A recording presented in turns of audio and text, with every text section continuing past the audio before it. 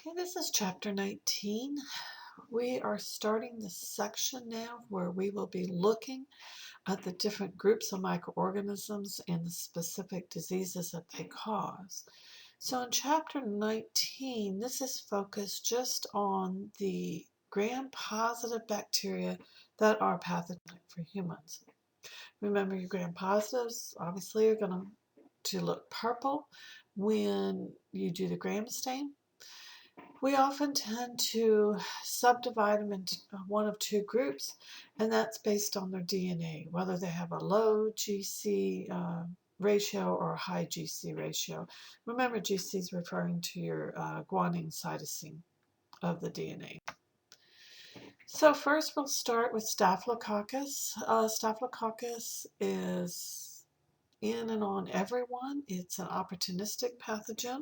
You can find it on a lot of different surfaces, not only on you, but also on inanimate objects. Classically, this is what it looks like, has that grape-like cluster to it, and obviously it's going to be spherical, as you can tell by the name coccus in it. So Staphylococcus, the genus is classified as facultative anaerobes. As I just said, they look like little grapes. They're non-motile. One thing that's unique to them is they are very tolerant of salt, so they can survive on your skin. This is something we can use in the lab, is to grow it on mannitol salts agar. It's the only genus that's going to grow on it. They're also fairly tolerant of desiccation, which is drying out, of heat and radiation, so they can survive on surfaces fairly well. Two main species are known as human pathogens. This would be your Staphylococcus aureus and your Staphylococcus epidermidis. Staphylococcus aureus is the more virulent of the two strains. Depending on where it infects and the conditions there will determine what type of disease you end up with. Staphylococcus epidermidis is a normal bacteria found on your skin, and it's opportunistic. So it's normally on your skin, won't cause a problem, but if it gets in, is able to penetrate that barrier, then it can cause problems. You don't need very many individual bacteria to cause the disease. So how are they able to cause the disease? What's the pathogenicity? Staphylococcus often produces structures that help it to hide from the macrophages that carry out phagocytosis. They also produce enzymes that will assist them into further penetration of the body and to elude your immune system. And then they can also produce toxins. Some of the structural defenses that it has is, number one is protein A. This coats the cell surface of the bacteria, allows it to bind to the IgGs, those immunoglobulins, and then that prevents the whole complement cascade process from occurring. It also has a couple of different types of coagulase. Coagulase is going to help it form clots. So it helps start the process of clot formation with fibrinogen. And if the bacteria is able to form a clot, it's able to hide inside that clot and once again be able to evade any of your, say, macrophages that are out searching for it. It also does produce a slime layer. This slime layer that's on the outer surface of it also helps to inhibit phagocytosis. It also inhibits chemotaxis, so it inhibits that attraction of the phagocytes to it. It also, by the fact that it's a slime layer, helps to attach the staphylococcus to various surfaces. Some of the enzymes that are produced, it has a bound coagulase, it also has a cell-free coagulase, both of which are going to help with blood clotting. It also produces hyaluronidase, which is an enzyme that breaks down hyaluronic acid, which is a substance that helps to tie your cells, especially your epithelial cells, together. So this, once the bacteria is able to penetrate the initial layer, Because it produces hyaluronidase, this allows it to break the hyaluronic acid and spread between cells and penetrate even deeper. It does produce also a staphylokinase. This enzyme is going to dissolve blood clots. So the coagulase helps to form clots so it can hide out inside the clot and then later release the kinase that's going to break the clot up, thereby releasing it.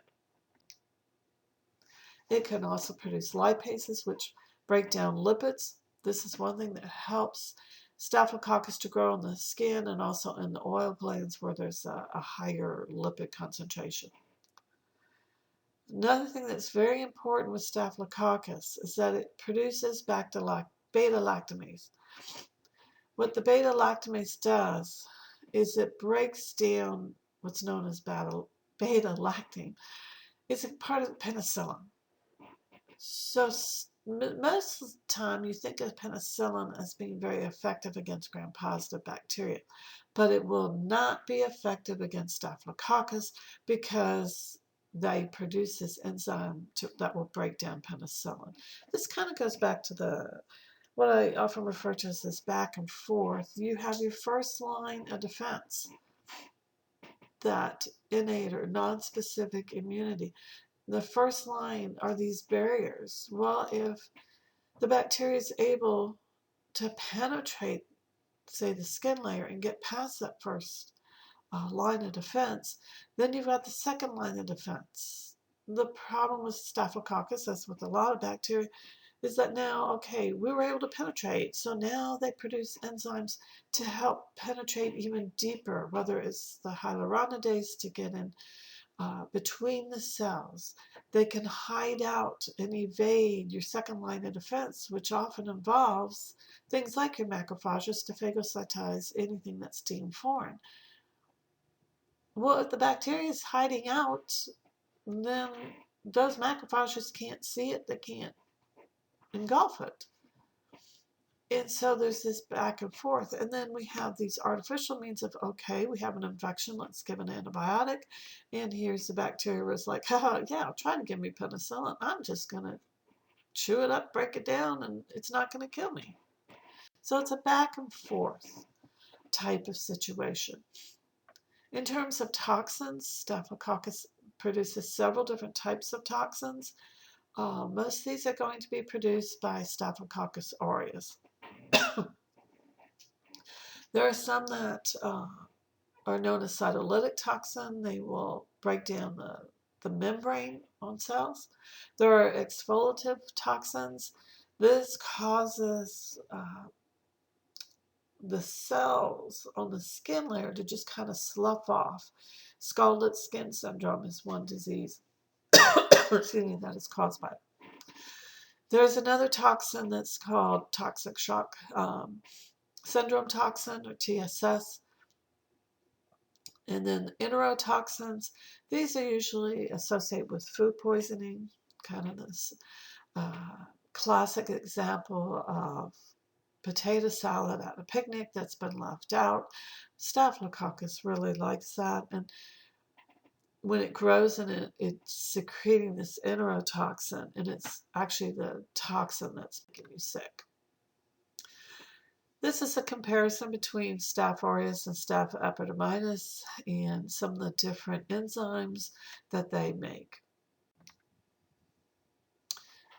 Said earlier, Staph epidermidis is found everywhere on human skin. It's an opportunistic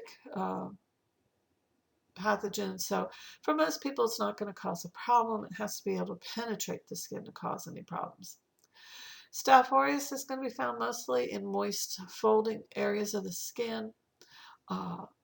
Both of these can be found upper respiratory, the GI, urogenital tracts in humans. To help prevent infections, hand washing and aseptic techniques are great. Hand washing, you're going to see over and over, does a huge amount to help prevent infections. So the non-invasive type of disease would be the food poisoning. This is where, as I said, say you have that potato salad out, You're busy at a picnic or family gathering and visiting, and you might kind of forget after a while and sort of forgot to put the potato salad away or keep it on ice, and the staphylococcus is enjoying the fact that you went to all that trouble to make all this food, and it's growing in there. It's secreting the toxin. And then, like I said, you ingest the food. Some people will refer to this more as a food intoxication. That's where you get into somatics on it. Either way, whether you want to call it food poisoning, some people will distinguish food poisonings where you have to actually ingest the bacteria versus food intoxication where you're ingesting the toxin that was secreted or released into the food. Either way, you're not going to be feeling very good in about 8 hours. Cutaneous diseases, this is various skin conditions. Once again, this is non-invasive, it's on the surface of the skin. And examples of that are scarlet skin syndrome and vitiligo. This is an example of the scarlet skin syndrome that I mentioned a bit ago, where the exfoliative toxins are released and you just get the sloughing off. It looks really bad, and keep in mind your book shows the worst case scenarios. The person will recover, and usually there's no scarring with it. An example of impetigo. In terms of some systemic diseases where it's affecting the entire body, toxic shock syndrome is an example of this. Staphylococcus will produce a toxic shock syndrome toxin that's absorbed into the blood. Thereby, once it's in the blood, it goes everywhere in the body. It will trigger fever. It will usually cause vomiting, low blood pressure. It causes a rash throughout the body. As you can see here, an example of the rash. Years ago, you didn't hear too much about this. In the early 1980s, there was a sudden increase in incidence of toxic shock syndrome. And it took a while for the CDC to figure out why. Why did you have this sudden increase? And what it was finally traced back to, epidemiologists were able to determine just prior to this huge peak, there was a company that came out with super absorbent tampons. And unfortunately, they were able to associate the use of those super absorbent tampons with the rapid increase in toxic shock syndrome. Unfortunately, people don't always read directions and use common sense, and the tampons, although they were super absorbent, were not meant to be left in for extended periods of time. And that's what some women were doing. And it's a moist environment, there's nutrients, it makes a wonderful environment for growth of staphylococcus and any other bacteria. And the staphylococcus that they found were growing in this environment were also secreting then the toxin that led to the toxic shock syndrome. What they did finally when they associated with this new company, obviously was not a very good PR for that company, and so that company no longer exists. They had removed all of their stock from the store shelves. And then that's also when a big education campaign, if you want to call it that, went into play. And ever since then, women may notice that on tampon packaging, it does have wording on there about not leaving the tampons in for extended periods of time.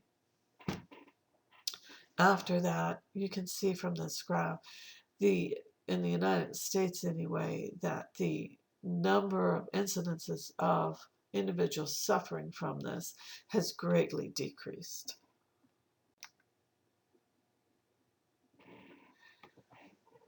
Once the staphylococcus is in, if it certainly has gotten into the blood, there are additional problems that can arise because once it's in the blood, it goes anywhere. So bacteremia refers to whenever you have bacteria in the blood and it can become systemic. Endocarditis is when you have damage to the lining of the heart itself, and staphylococcus can cause this. Pneumonia is inflammation of the lungs, and osteomyelitis can cause inflammation of the bone and also the bone marrow. So how do you diagnose it? Well, you look for gram-positive bacteria that are in those grape-like clusters. Treatment. You cannot use penicillin because remember it has the beta-lactamase that will break down penicillin, so you can't use that. So typically you would use the antibiotic methicillin. However, there are strains of Staphylococcus aureus that are resistant to that, that's known as MRSA. In that case, you would use vancomycin. How do you prevent it? Hand washing is huge. You're going to hear that over and over again. Streptococcus. Remember, we're talking just about gram-positive bacteria in this section. Streptococcus are facultative anaerobes. They are also cocci, as the name implies. They tend to be in pairs or short chains. And we do subdivide them into different groups known as Lancefield groups A and B. Will include those that are human pathogens, and then there are some that do not fall into those groups, which are not human pathogens. So if we look at group A first, this includes Streptococcus pyogenes. It does contain several different structural components similar to Staphylococcus that help it to evade those macrophages. It helps to evade phagocytosis. It does produce streptokinase, so it can also break down blood clots. It allows it to spread through the tissues. It does produce some deoxyribonucleases, which are going to help, if pus is formed, it helps to break it down. That's going to help facilitate the spreading of streptococcus. In terms of things that help to increase its pathogenicity, it does produce a peptidase that breaks down C5a. This is one of the first proteins that come together in that whole complement cascade. Remember, when we talk about complement, there's several different proteins that come together to help form the pore that's going to penetrate the cell. What Streptococcus pyogenes does is it has an enzyme to break down one of the first steps, one of the first proteins. And remember, it's a cascade. Each step is dependent on the previous one. Well, it breaks down one of the proteins in the first steps, so therefore it cannot continue. It also produces hyaluronidase, just like Staphylococcus, so it can spread between the tissues. It also produces some toxins. They're called pyrogenic toxins because they will stimulate fever. This can ultimately lead to the individual going into shock. It can also cause rashes. It can also produce streptolysins. This will lyse your red blood cells, white blood cells, and platelets. So this is a very effective way of avoiding your immune system. Typically, it's going to infect the skin and the pharynx. It causes disease typically when your normal microorganisms that are in these places have been depleted. Somehow the numbers have gotten out of balance. How is it spread? Often by respiratory droplets, coughing, sneezing. So what are some of the diseases that Streptococcus pyogenes can cause? Pharyngitis or strep throat. This is usually the causative agent. It can cause rheumatic fever. It can also cause scarlet fever. Both rheumatic fever and scarlet fever are often caused after somebody has had a very severe case of strep throat and you've had complications with that. So I'm not saying everybody that gets strep throat is going to end up with rheumatic fever. No, it's if there have been complications associated with it. There is a chance that you could end up with rheumatic fever. What happens with rheumatic fever is ultimately you get inflammation of the heart valves and it can lead to some damage. Scarlet fever, you end up typically with a chest rash. and it can then it starts there and then spreads across the entire body. You do not see rheumatic fever and scarlet fever that often anymore because of the better diagnostic and treatment of the initial strep throat. This picture is showing someone with strep throat and the typical pockets of pus that you'll see on the tonsils. As the previous picture was showing you, with Streptococcus pyogenes in the group A, you often will see these pockets of pus, these lesions, and that can be used to help to identify. Streptococcus also produces a toxic shock syndrome, similar to what I discussed with the staphylococcus. If left untreated, it can eventually end up affecting several different organs of several different systems. So it can lead ultimately, finally, to organ failure, which can lead to shock, and so it can be fatal. This just shows an example of additional rashes that may be seen on the skin. Some other diseases, necrotizing fasciitis, where the streptococcus has entered the body, it's spreading through the fascia, that connective tissue, especially like in the abdominal area, that's helping basically to line the abdominal pelvic area. It's destroying that. When the bacteria enter, they produce enzymes and toxins that are destroying that tissue. It can also cause diseases in the kidney, infection around the glomerulus, which is where the filtration process starts, of filtering out toxins from the blood and the formation of the urine. If you have severe infection here, it can lead to high blood pressure, it can cause kidney damage. So how are you going to diagnose this? Oftentimes with skin infections, you notice the rash, you do a gram stain, and you have bacteria in short chains or pairs that are gram positive. There is a rapid strep test that you can use for respiratory infections. Usually you can do a rapid test and then you have to do a confirmation after that. Penicillin will be effective.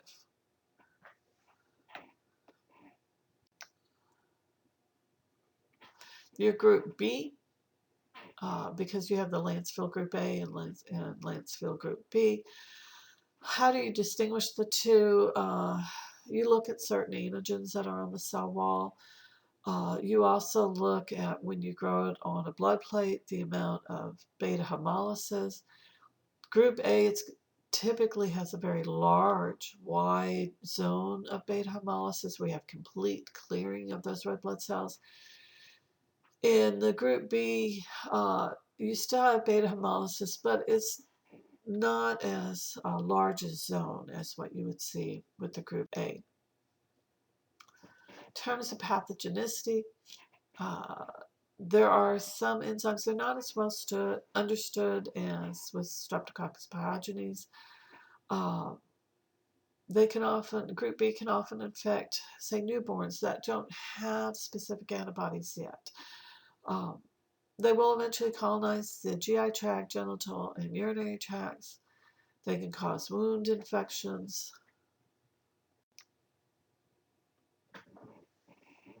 So most of the diseases are associated with newborns and older patients who are immunocompromised. You can treat with either penicillin or ampicillin. Oftentimes they will use penicillin as prophylactic treatment during childbirth to try to reduce the infection of the newborn. This lists a couple of other beta hemolytic streptococcus species, not as ubiquitous. They're not as common as probably Streptococcus pyogenes is going to be the most common one that you would come in contact with. Penicillin, once again, is effective in treatment.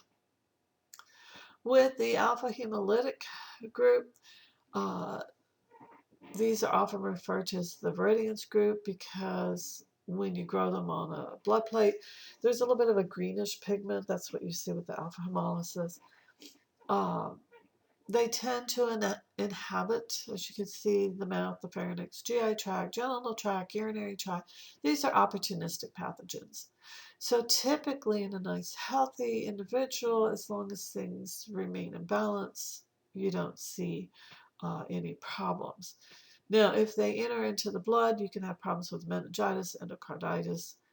They are the causative agent, or one of causative agents for things such as dental caries as cavities and dental plaque, that's the buildup of the tartar on the teeth. So without proper oral hygiene, you can have issues with them. As you can see here, excessive. Once again, keep in mind they tend to show the more extreme cases of the cavities here caused by the streptococcus infection. Streptococcus pneumonia, this is usually in pairs. So you don't see it in chains, it'll be in pairs. They will cause alpha hemolysis when you grow them on a blood plate. They do have a capsule around them, as you can see here.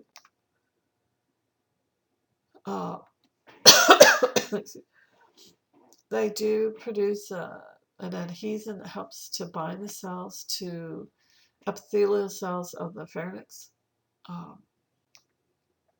So they're going to be found in the mouth and the pharynx of most of humans that you would test. So they're just hanging out there. They only cause disease when it gets down into the lungs. Once again, most people at risk would be young children and the elderly.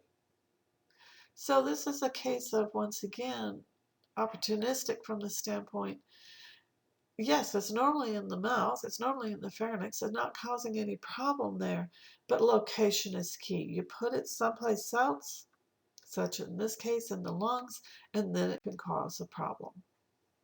What can it cause? It can cause a type of pneumonia.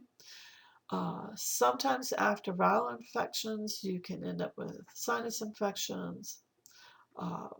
If it enters into the blood, because you've had some type of laceration, cut, tissue damage, etc., then you can end up with bacteremia. Once again, that's the bacteria in the blood, which means now it can go anywhere, including to the heart, and cause endocarditis. It can also, once it's in the blood, if it goes up to the brain, can cause meningitis. How are you going to do diagnosis? Do a gram stain from a sputum sample, treat with penicillin. There is vaccine that helps for prevention purposes.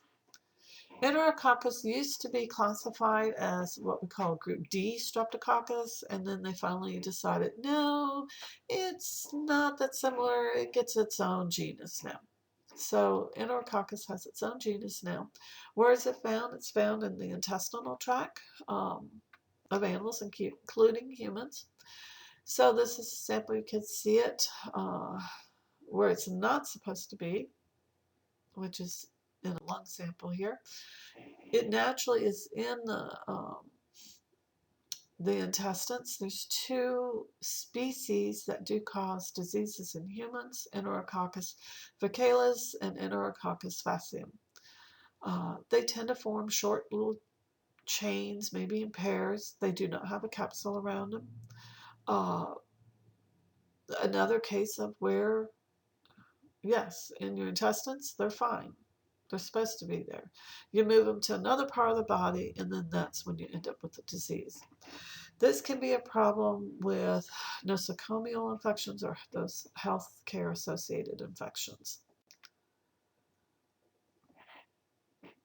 They can be more difficult to treat because they're typically more resistant to antimicrobial drugs.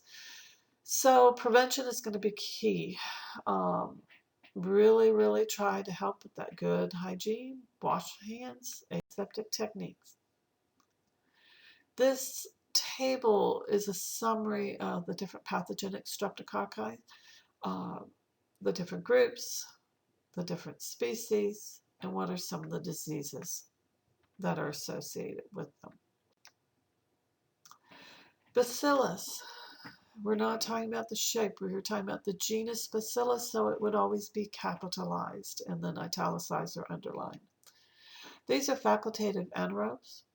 They they can be found in pairs, singles, short chains, depending on the species. They do form endospores. They are often found in the soil. And there is one species that does produce a toxin. How do humans contract the bacteria to cause diseases? Usually from infected animals. The main concern that we have with Bacillus is the species Anthracis. Bacillus anthracis does produce the anthrax toxin.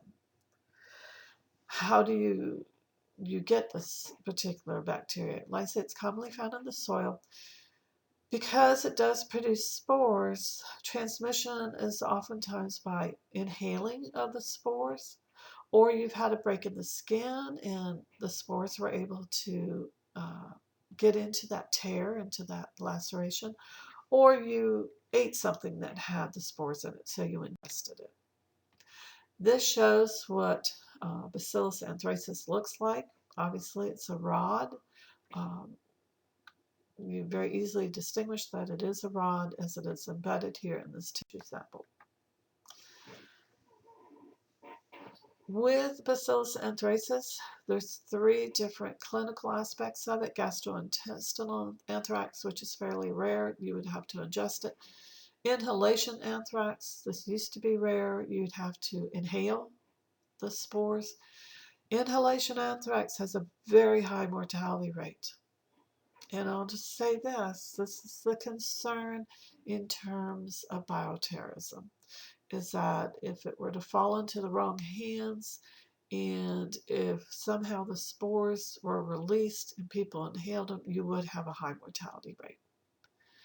Cutaneous anthrax is where, as I mentioned earlier, you've had, say, a cut in the skin and the spore's been able to get and penetrate into the body from that manner. It's going to produce an ulcer. The fatality rate if left untreated is about 20%, but there is treatment for it. So this shows an example of the cutaneous anthrax and the type of ulceration that you would see form. How would you diagnose it?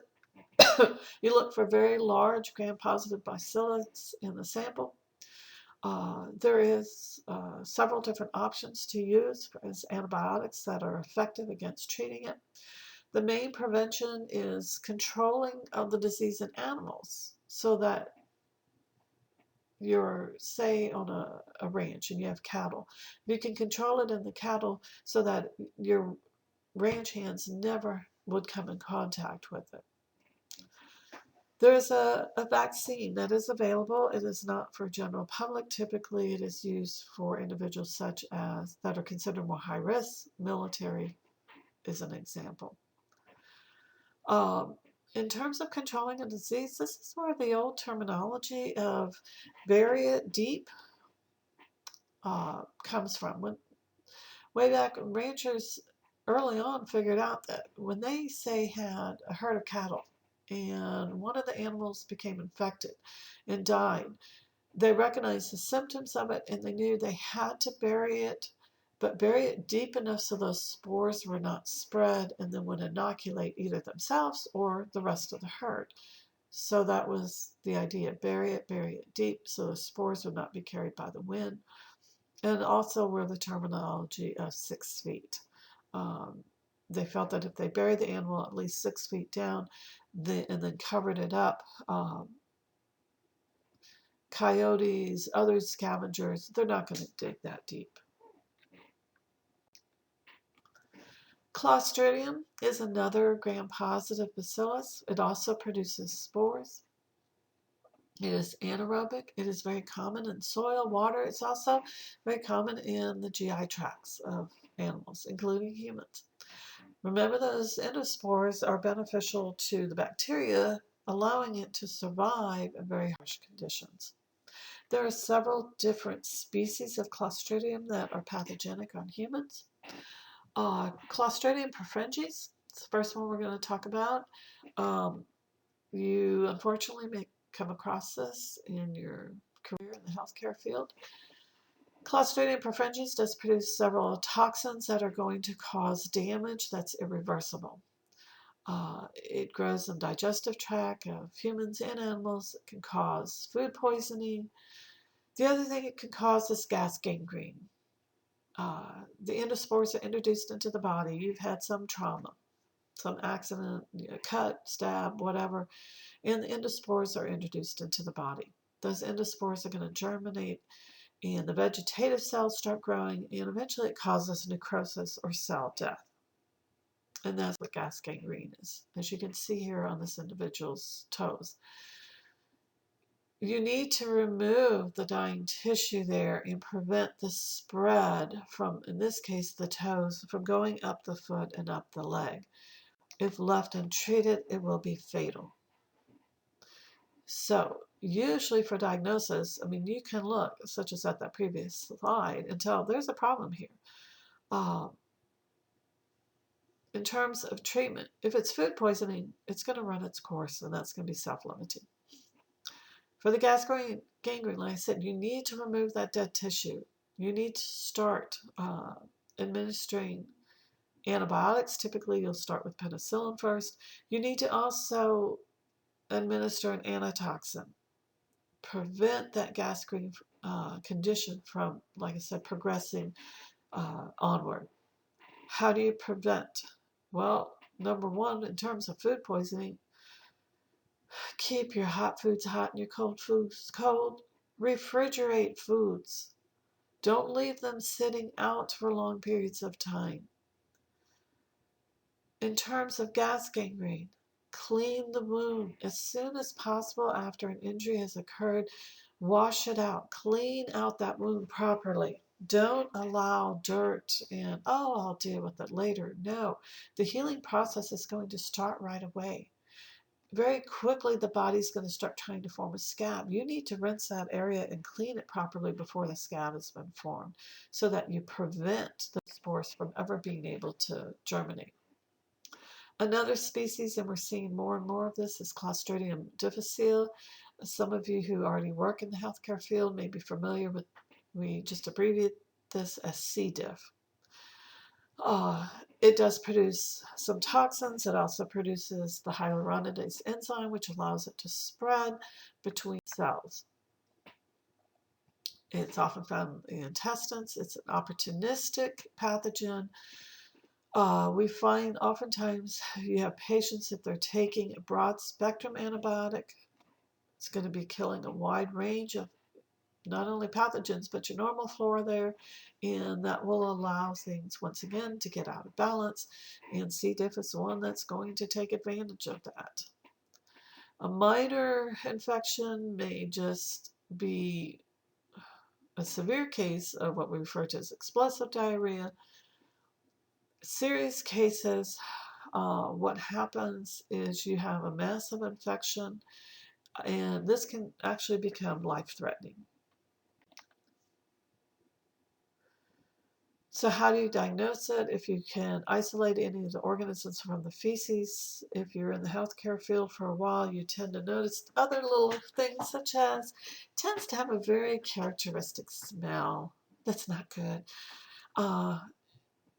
I have known people who have worked in the field, and they get to the point where, as nurses, they can just by smell, okay, I know this patient has C. diff.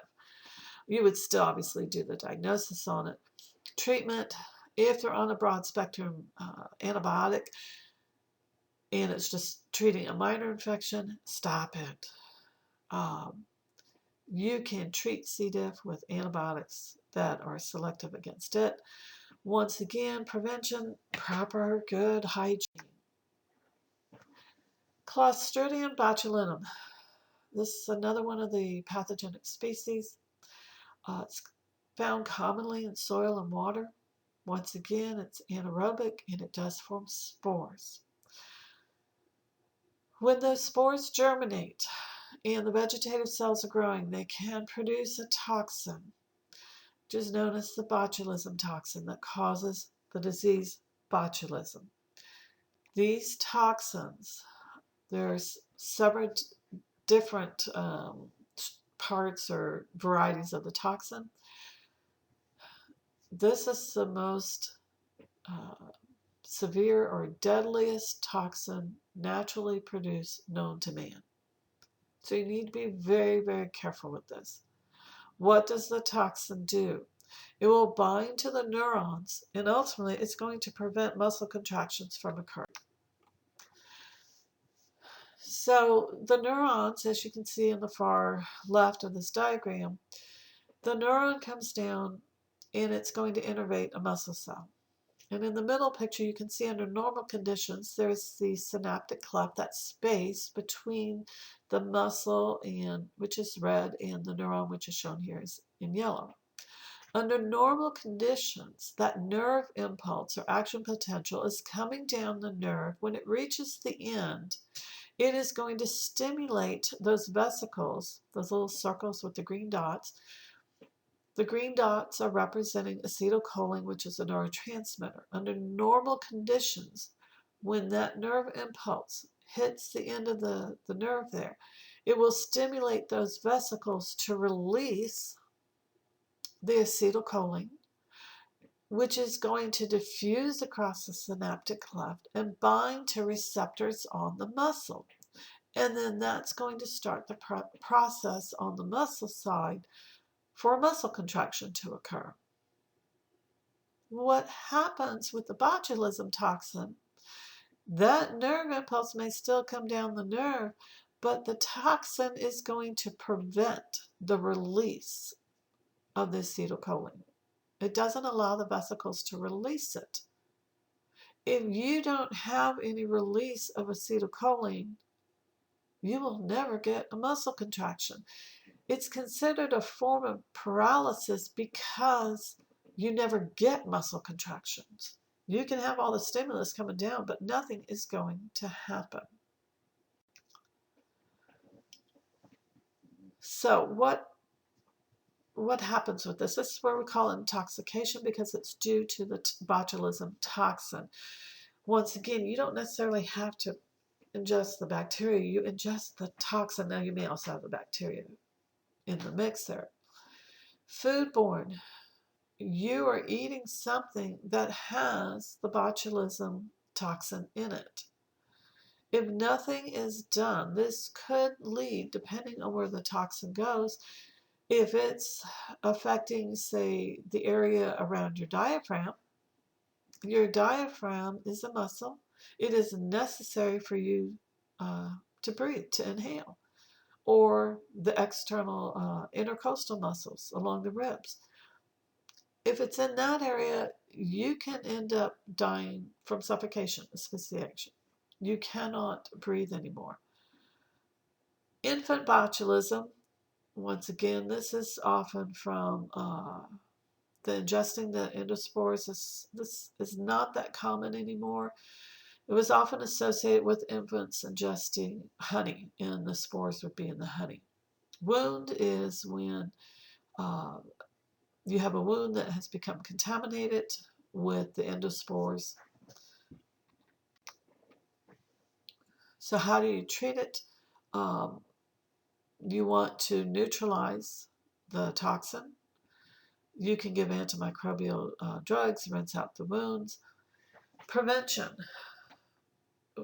Thank goodness we are seeing a decrease in the amount of botulism cases. Years ago, it was often associated with individuals who would can their own food. And so the education process has gotten out there. If you like to garden and you can your own food, just follow the directions. If it says to heat something up and maintain that temperature for 15 minutes, then you maintain it for 15 minutes. You don't take shortcuts and say, well, 13 is good. No, if it says 15, it's 15. If it says 20, it's 20. Follow the directions.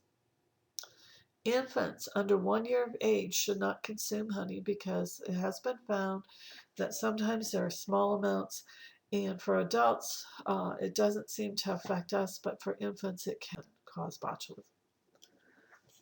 Another species within Clostridium is Clostridium tetani. Once again, this is going to be anaerobic. Once again, it's found in the soil. It can be found in the GI tract of animals. And similar to the botulism, when the endospores germinate, they will produce a toxin.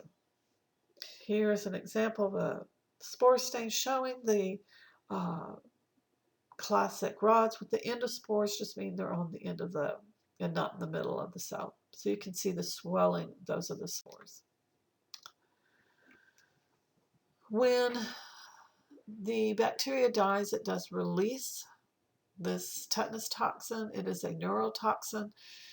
In this case, it's the opposite of botulism toxin. Botulism toxin inhibits or prevents the muscle contraction from occurring.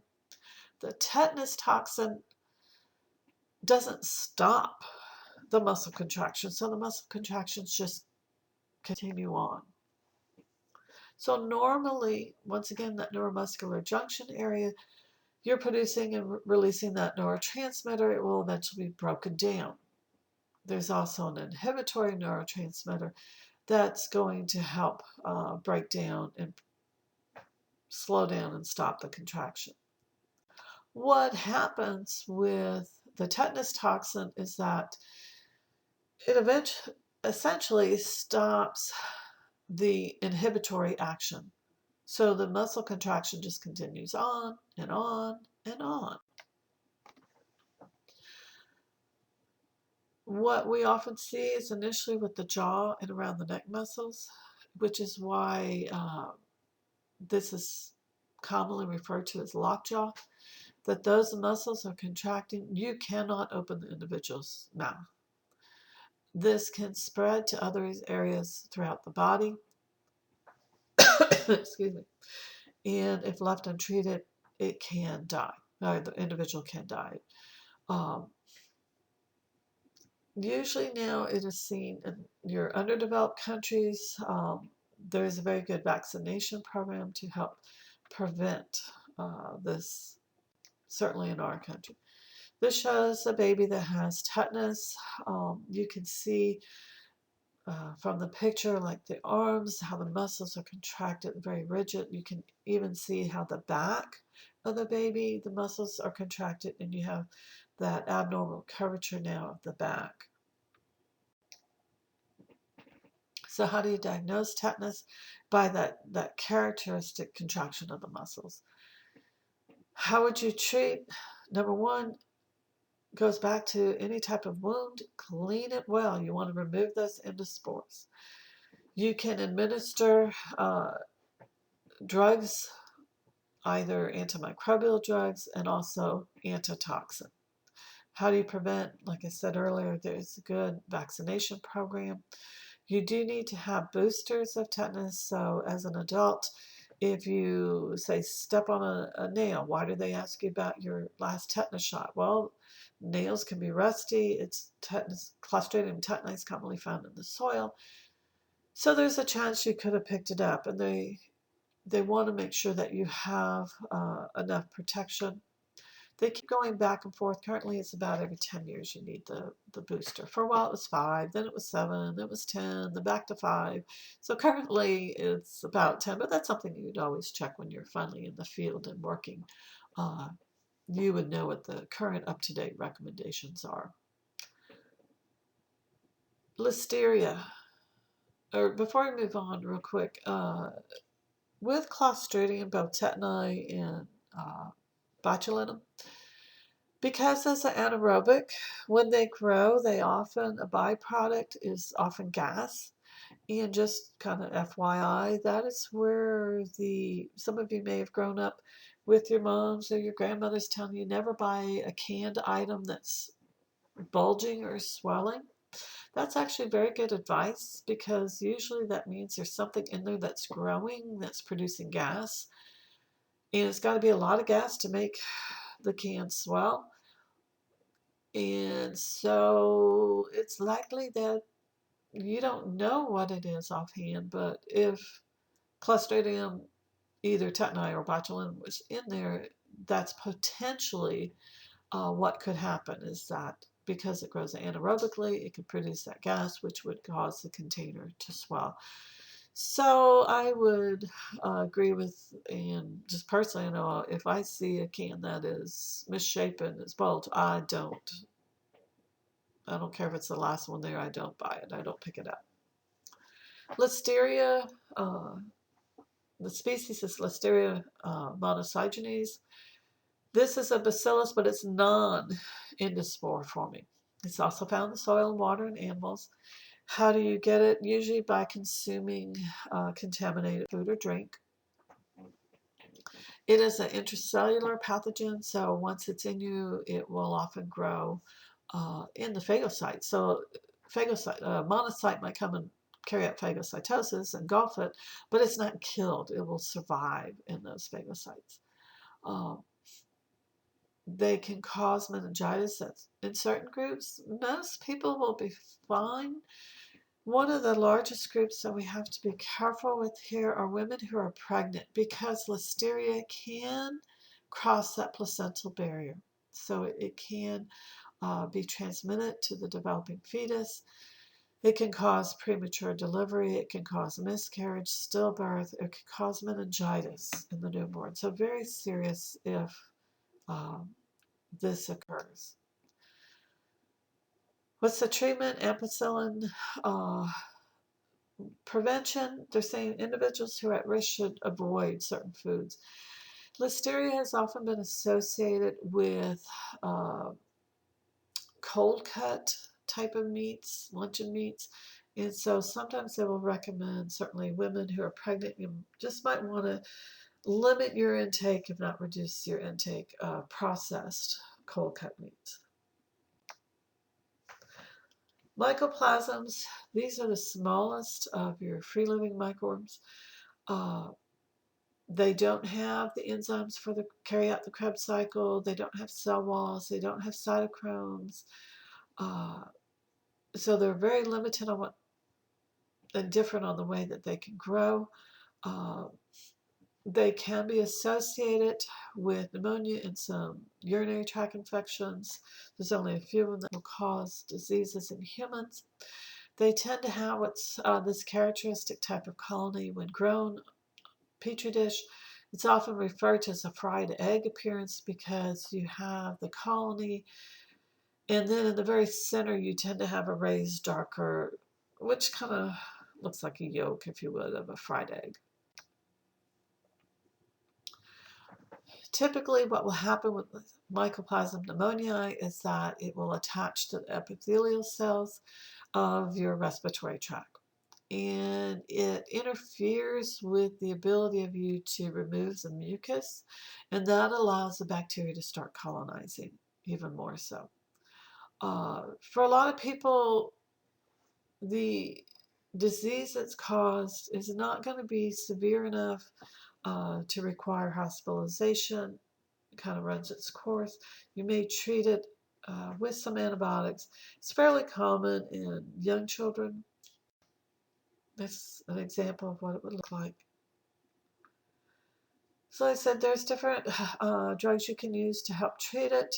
Prevention, part of the problem is a lot of times people who have the infection, they don't show any signs or symptoms, so they don't even really know that they have it. How do you prevent it? Well, once again, proper hygiene, wash hands. Avoidance of aerosols, cough into an elbow, sneeze into an elbow, sneeze into a tissue, throw the tissue out. Prevent those droplets from spreading. There are some other species of the mycoplasms that can be associated with human diseases, usually urinary tract infections, genital tract infections, sometimes can cause pelvic inflammatory diseases in women, usually can be treated with various antibiotics. Corynebacterium, remember we're still talking about gram-positives. Corynebacterium are found on plants and animals. They're what we call pleomorphic, which means they have different shapes to them. They are non-spore-forming. They can colonize the skin, respiratory, GI tract, urinary tract, genital tract, in other words, just about everywhere. They do divide by snapping.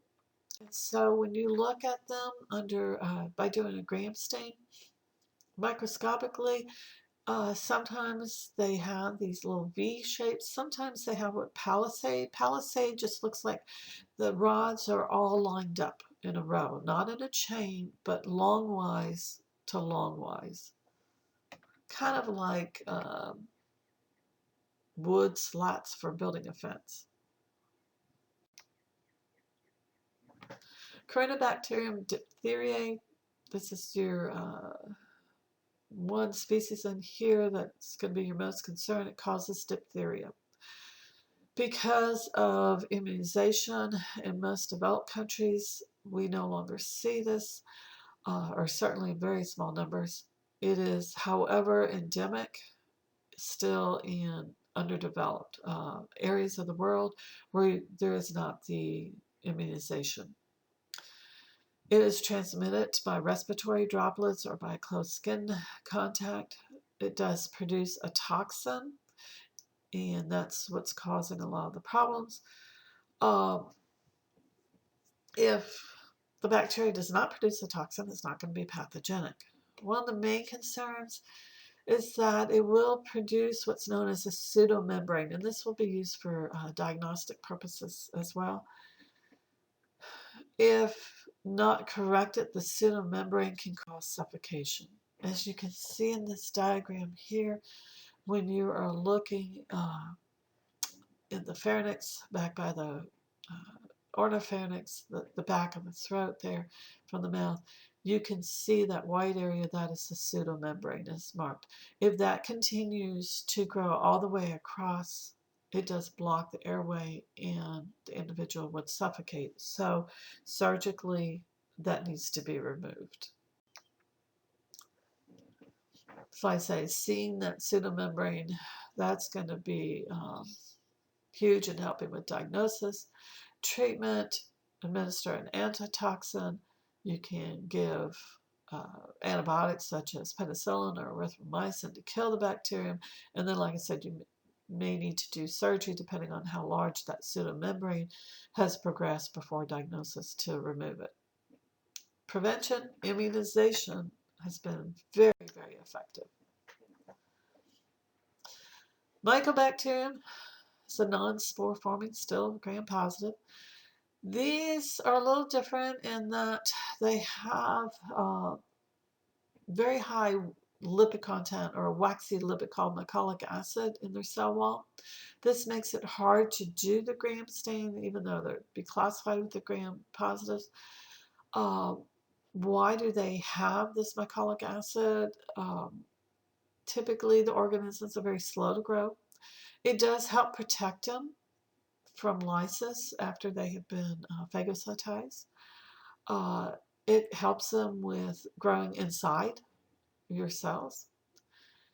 It also helps to resist them from different antimicrobial drugs, and it resists them from desiccation or drying out. There's two main species that are pathogenic to humans. First one is Mycobacterium tuberculosis, the causative agent of tuberculosis or TB. This shows here you have to do an acid fast stain, so that's why it's looking red, because it will not pick up the gram stain. There are different types of tuberculosis. Primary results from the initial infection. Secondary or reactivated is when you had your primary infection and then it's gone dormant, and now suddenly it has been reestablished or reactivated. And then disseminated tuberculosis, this is when it's going to spread throughout the body. Typically, it's going to be associated with the lungs. If it disseminates, now you're talking about not just issues with the respiratory system, but complications from depending on where else in the body it is. This is just kind of a summary I want to show you. It goes more in depth in your book. You have your initial infection. Usually you have inhaled droplets from an individual who was infected, sneezing, coughing, etc., and you inhaled that, and the bacteria go down into the alveoli, which is the functional unit in the lungs for gas exchange to occur. What happens, as you can see in step 2, is that the macrophage is going in the alveoli, which is in the sac. The bacteria arrive. The macrophages that are there will phagocytose them. However, they can't totally digest them. That's the advantage that the bacteria has with that waxy layer. It prevents the lysis of their cells. So the bacteria is now inside of the phagocyte. Now, once it's in there, it goes through replication. So the bacteria is actually replicating within the macrophage. The macrophage was supposed to kill it, but it couldn't. Now, the bacteria can be released. They eventually end up killing the macrophage. They can be released. And then, in fact, new macrophages start replicating. And so this continues on and on through these steps of where, once again, it all initiated with you inhaling it. And then the initial bacteria that were inhaled were engulfed by the macrophage, which then, as you can see, it's engulfed here, ends up dying. And then other macrophages come. They engulf the release bacteria, which then replicate in another one, then a release, and this continues on. You end up forming what's known as this tubercle, this little vesicle, or almost like a clot, that now has collagen fibers around it. They're tightly packed in there. Now this takes several months for this to form. If you look at a slide, you can see them in there. Then as more and more cells are deposited in there, eventually the cells in the center are going to start to die. They're going to release the mycobacterium. And then you get this tissue that is kind of this consistency of cheese, because you've got protein and fat that's being released by the dying cells. And it's often referred to as a stalemate. So now it's kind of, you're in a dormant stage. But notice one thing with this alveoli. With this tubercle in there, that is taking up space. That areoli sac should be empty. That's where gas exchange occurs. So this is why an individual that has TB, it's going to affect their overall lung capacity. Why? Because you've got these tubercles that are taking up space in the alveoli that the air can no longer take. And then eventually, with a secondary infection, when it's reactivated, it's typically when these tubercles rupture. Basically, it's like spitting out the mycobacterium, which now are free to go because the alveoli, it's not showing here, but it's surrounded by capillaries, so it can easily get into the bloodstream and then go anywhere in the body. And as you can see in the upper right picture, a picture of the TB lesions found in the spleen now. How did they get there? Well, it was able to go through the blood once it ruptured out of the alveoli. Cases, as compared to 100 years ago, have been declining in the United States. Some areas, they've started to rise again. One problem with treating TB is that many strains are drug resistant. And so that's a new issue trying to deal with. And treatment of it, diagnosis first is usually you'll do chest x-rays to identify someone that has an active case. You can do the tuberculin skin test to identify if somebody was exposed, and then do the chest x-ray to confirm. Treatment, because the bacteria are inside the macrophages, most antimicrobials aren't going to be that effective. Usually you have to do a combination of therapy that is months. Years ago, it used to be 18 months, and it's down to about 9 months. So it's a long-term treatment, and that is often very difficult to keep a patient continuing to take that medication for so long. How do you prevent? Well, there is a vaccine where it could be used where TB is very common, excuse me, and avoid inhaling the droplets when you know you're working with a patient that has active TB. On the left is showing a skin tuberculin test that can be used uh, to test whether somebody has had exposure, and then you can see on an x-ray on the right hand side the part that is circled. Normally the lung should be nice and clear. It should not be cloudy like that with the cloudiness from the turbuncles. Another species of mycobacterium that is pathogenic to humans is Mycobacterium leprae.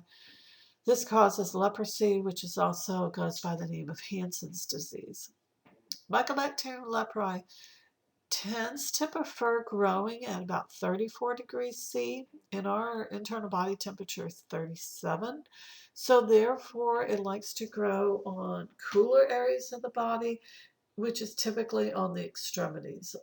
So on the fingertips, on the toes. This bacteria, we know it is the causative agent. However, we still have not been able to grow it by itself in pure culture. The only other hosts than humans are armadillos, and it's a specific species of the armadillo. For research purposes, they can grow it in armadillos. They can also grow it in the foot pads of white mice. That is the only way they can grow it for research purposes. Once again, there's two different forms of the disease. Tuberculoid leprosy, it's not progressive. And usually it doesn't progress because you do have a fairly good immune response, relatively speaking, to it. The more virulent form is due to a weakened immune system.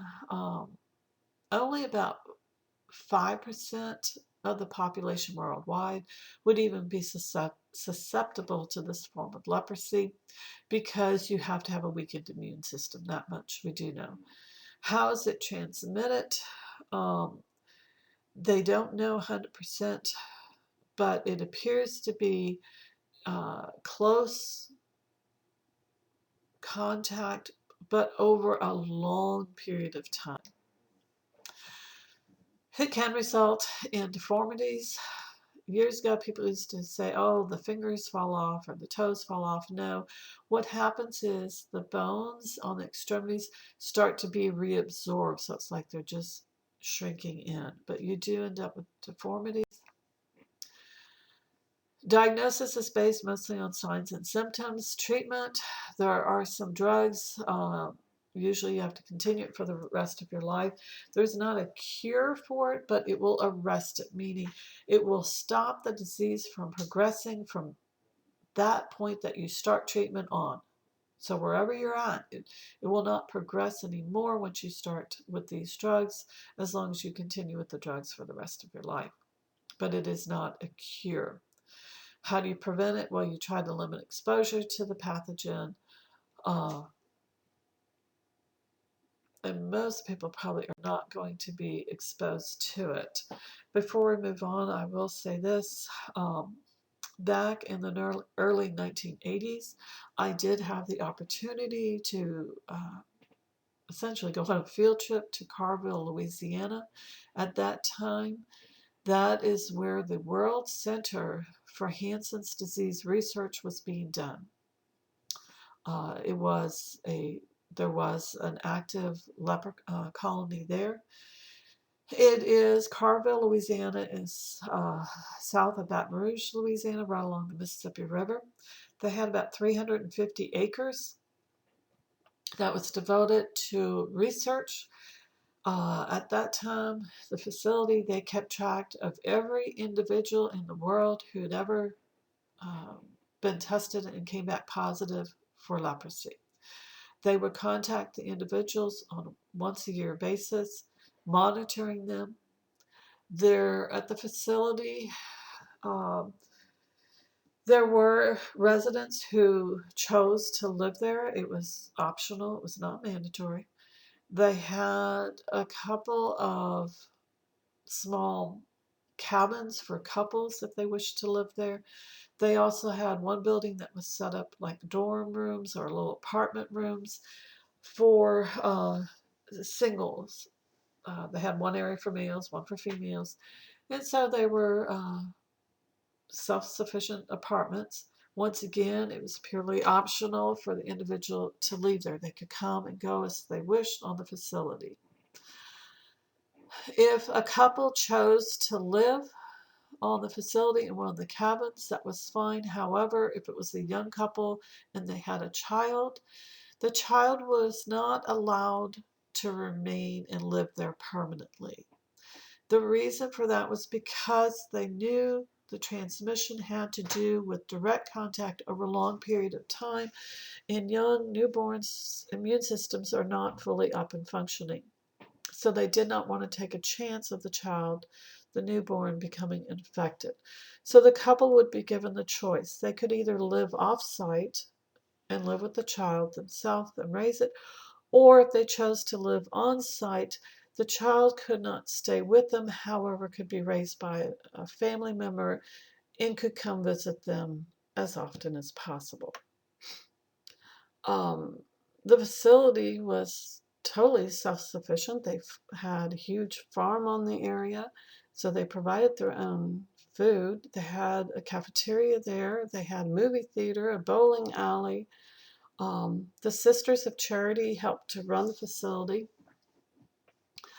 along with the Department of Health. And there was the research center that was also there.